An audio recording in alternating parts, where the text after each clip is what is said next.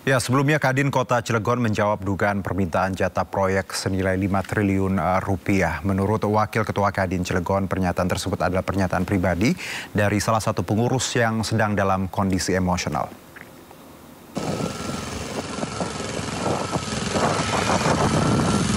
Kamar Dagang dan Industri atau Kadin Cilegon menjawab dugaan meminta jatah proyek 5 triliun rupiah tanpa tender di proyek strategis nasional Presiden Prabowo Subianto. Dari kegiatan Cengda ini kan triliunan, sangat besar sekali. Kita langsung bagi porsinya. Wakil Ketua Umum 1 Kadin Cilegon, Isbatullah Ali Basja, mengungkapkan peristiwa itu terjadi akibat anggotanya terbawa emosi karena komunikasi tak berjalan efektif dan sempat terjadi adu mulut antara pengusaha. Terkait masalah dugaan minta jatah proyek 5 triliun tanpa tender itu bukan sikap resmi dari Kadin Kota Cilegon. Itu salah satu anggota dan pengurus kami yang memang mengucapkan itu, tapi itu tidak mewakili daripada organisasi. Itu hanya bentuk kekesalan, kekecewaan salah satu pengurus. Sebelumnya, Gubernur Banten Andra Soni angkat suara terkait oknum pengusaha yang meminta jatah proyek di Cilegon, Banten. Andra menyayangkan hal tersebut karena akan mengganggu investasi.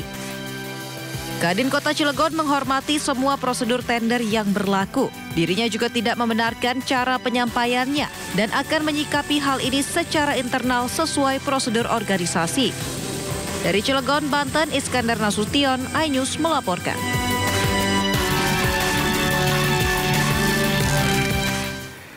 Ya, pemirsa, terbaru polisi menetapkan 3 tersangka terkait video viral dugaan pemerasan sebesar 5 triliun terhadap calon investor Cina, yakni kontraktor Chengda Engineering Co. yang berencana menggarap proyek pembangunan PT Chandra Asri Alkali. Satu di antaranya oknum petinggi Kamar Dagang dan Industri Cilegon. Dan untuk membahas ini sudah bersama kami Wakil Ketua Umum Kadin Indonesia bidang perindustrian Bapak Saleh Husin dan juga pakar hukum pidana Abdul Fikar Hajar. Assalamualaikum Pak Saleh, Bang Fikar. Waalaikumsalam Mas Herjono, juga Pak Fikar. Terima kasih sudah bergabung. Izin Bang Fikar, saya ke Pak Saleh dulu. Pak, Anda dari Kadin tadi, bidang perindustrian ya Pak, pusat nih Pak. Kalau kita lihat tindakan represif yang dilakukan oknum, lagi-lagi oknum ya Pak, bukan sikap Kadin. Kalau Anda melihat dan sekarang mereka beberapa nama tadi ditetapkan sebagai tersangka. Bagaimana Pak Saleh tanggapan Anda? Iya, saya kira yang pertama tentu kami mengapresiasi atas langkah yang diambil oleh Polda Banten dalam hal ini, langkah yang sangat tegas di dalam penegakan hukum. Dalam hal ini tentu langkah tersebut salah satu adalah untuk memberikan rasa aman kepada para investor baik yang sudah ada maupun yang akan datang untuk berinvestasi di tanah air. Dan yang kedua adalah tentu dengan langkah-langkah tersebut ini akan memberikan citra yang positif terhadap iklim investasi di tanah air, terutama bagi para investor asing. Nah, ini saya kira langkah yang sangat tepat walaupun kita menghormati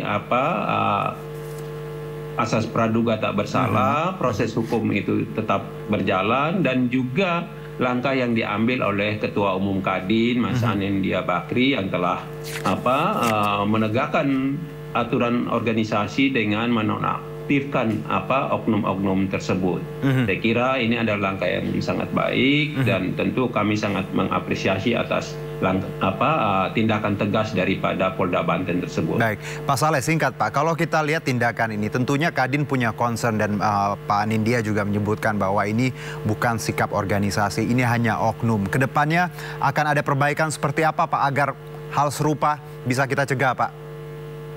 Iya, saya kira yang pasti ke depannya pasti ada penataan perbaikan organisasi ke depan. Tetapi yang paling utama adalah kita terus mendukung pemerintah agar investasi itu dapat terus tumbuh di tanah air dalam rangka untuk mendukung pertumbuhan ekonomi yang diinginkan Bapak Presiden untuk menuju 8%. Tentu ini kan sangat cukup berat, apalagi dalam situasi ekonomi global yang memang masih terus bergejolak. Nah, tentu ini langkah-langkah yang seperti ini tentu harus didukung, jangan justru dinodai, sehingga akibatnya apa?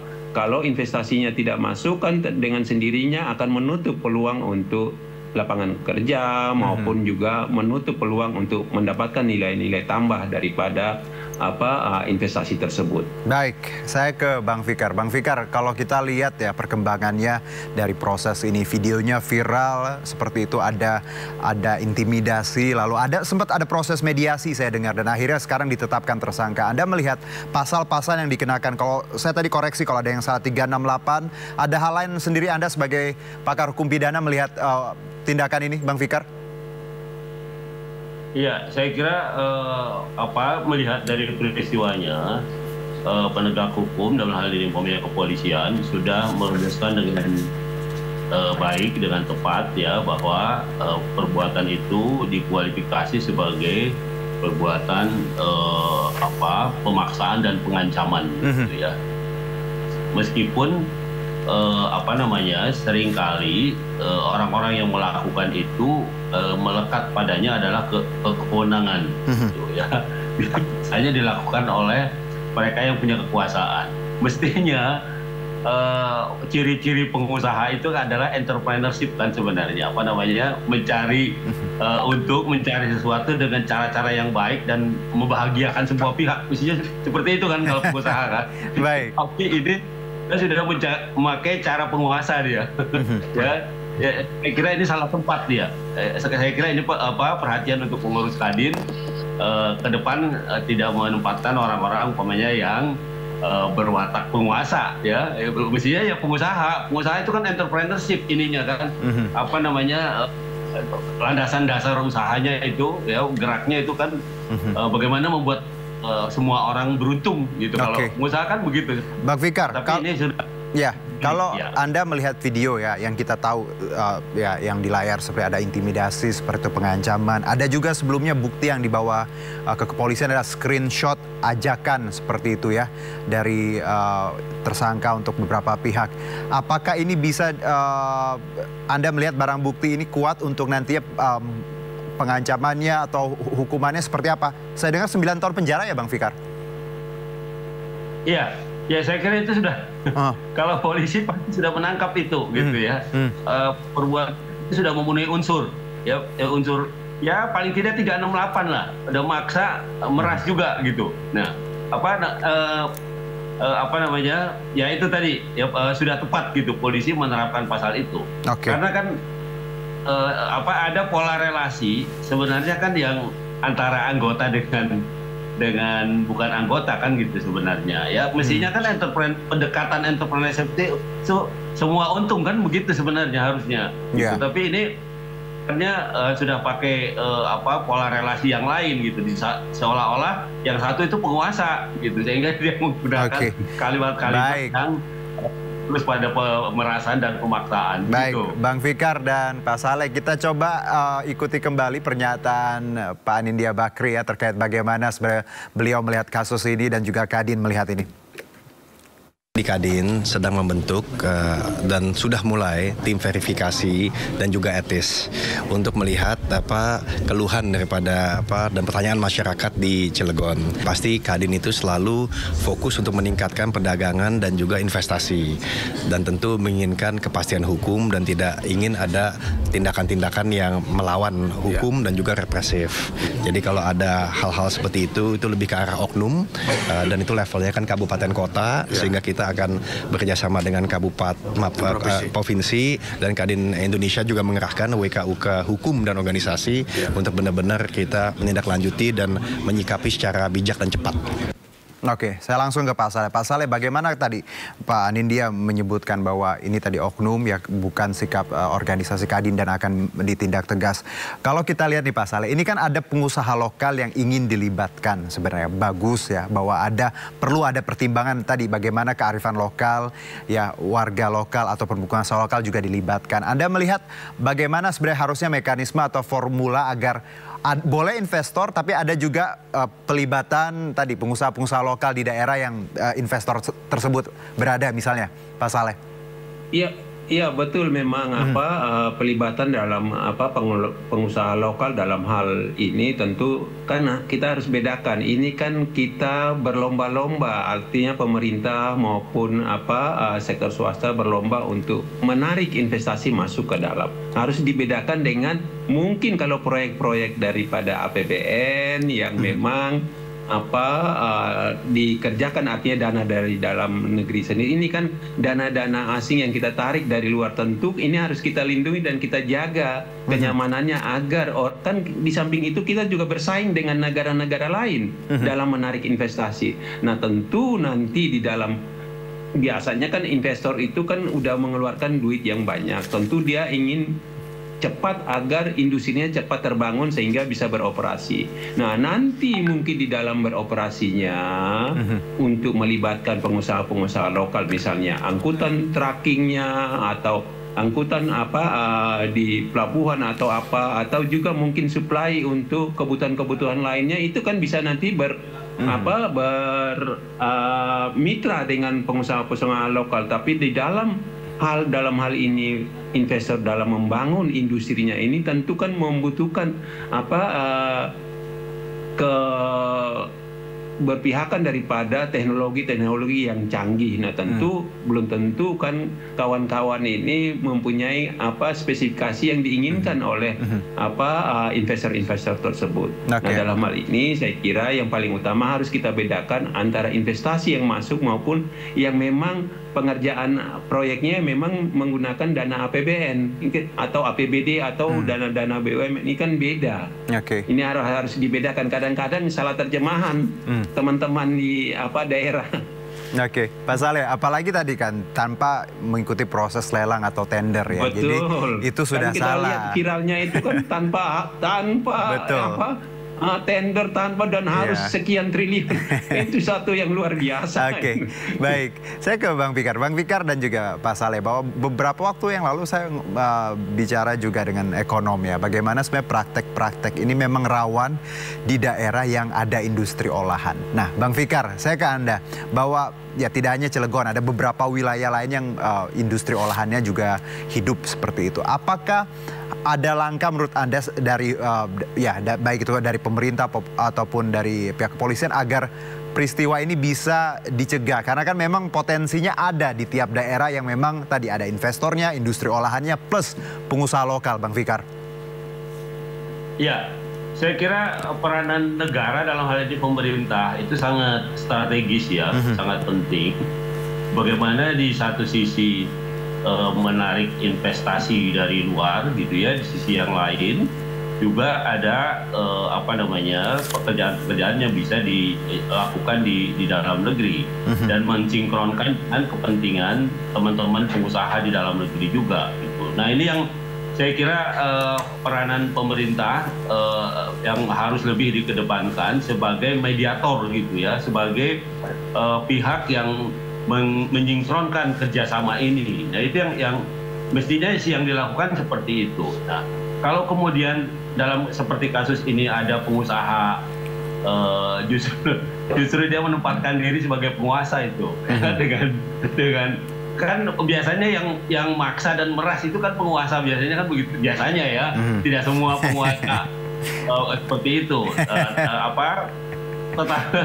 Tetapi dengan kelakuan seperti ini, saya kira harus jadi perhatian teman-teman yang lain, terutama Kadin ya. Karena sebenarnya kan Kadin itu pendekatannya ya namanya wira swasta kan, gimana membuat untung sama-sama gitu, membuat orang senang sama-sama dan kita mendapatkan sesuatu dengan ketawa-ketawa gitu, dengan bahagia. Mestinya kan begitu kalau dengan proses yang adil lah Bang ya, dengan tadi tender, tidak semerta-merta langsung dengan cara tadi intimidasi dan tidak mau melalui tender. Nah, tapi menarik bagaimana sebenarnya Wakil Menteri Investasi dan Hilirisasi atau Dotua Pasaribu juga memastikan bahwa nanti pemerintah menjamin. Kita simak bersama berikut ini.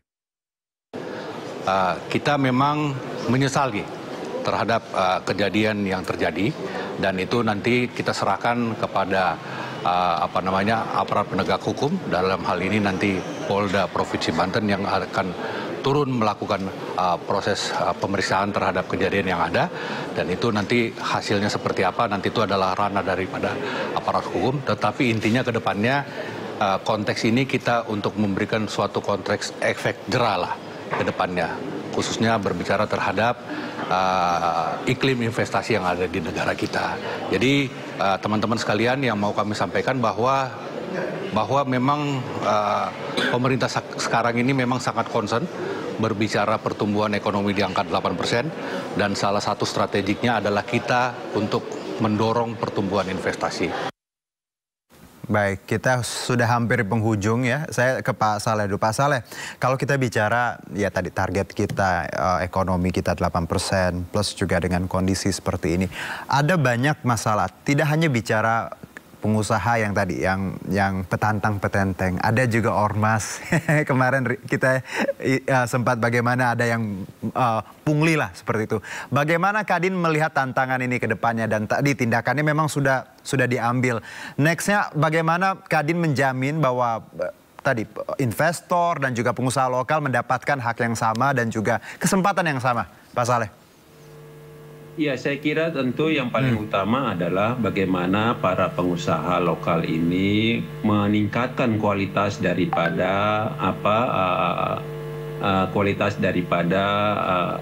pekerjaan-pekerjaannya, sehingga dengan sendirinya tentu di dalam mengikuti tender-tender yang mungkin yang dimiliki oleh investor dalam hal ini bisa memenuhi persyaratan kualifikasi yang ditetapkan. Tentu kan mereka juga harus bersaing secara sehat.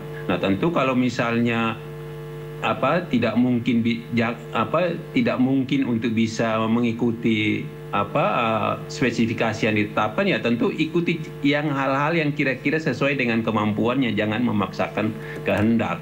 Nah, tentu yang paling utama adalah kan kita saat ini sedang giat-giatnya untuk menarik investasi masuk, dan tentu dengan sendirinya harus menciptakan rasa aman, dan juga dalam hal ini tentu pemerintah juga perlu mendukung agar betul-betul, kan kita harus bersaing dengan negara-negara lain. Betul. Kalau kita misalnya ada gangguan-gangguan atau dengan hal-hal yang memang kurang menyenangkan pihak investor, tentu mereka akan lari untuk berinvestasi di negara tetangga kita. Baru barang jadinya yang masuk ke dalam negeri. Nah, tentu itu akan merugikan kita sendiri. Iya, baik. Saya ke Bang Fikar. Bang Fikar, kita tahu ini jadi pelajaran berharga ya. Bagaimana sebenarnya iklim investasi dipengaruhi banyak hal.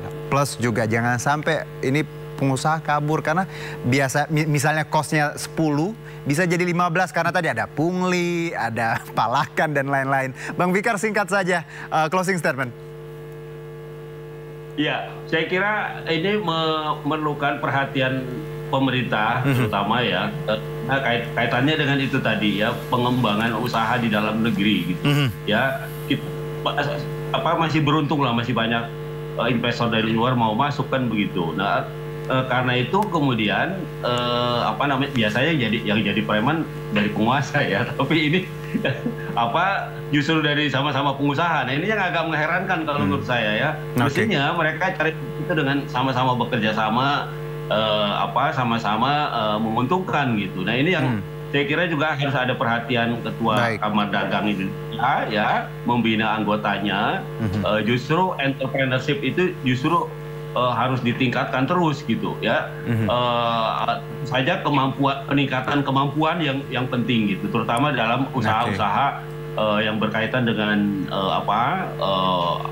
bidang-bidang yang tersedia di dalam rangka pembangunan Indonesia. Dan kemitraan itu kan sudah diatur sebenarnya dalam undang-undangan. Bang Fikar. Artinya kan penerapannya saja.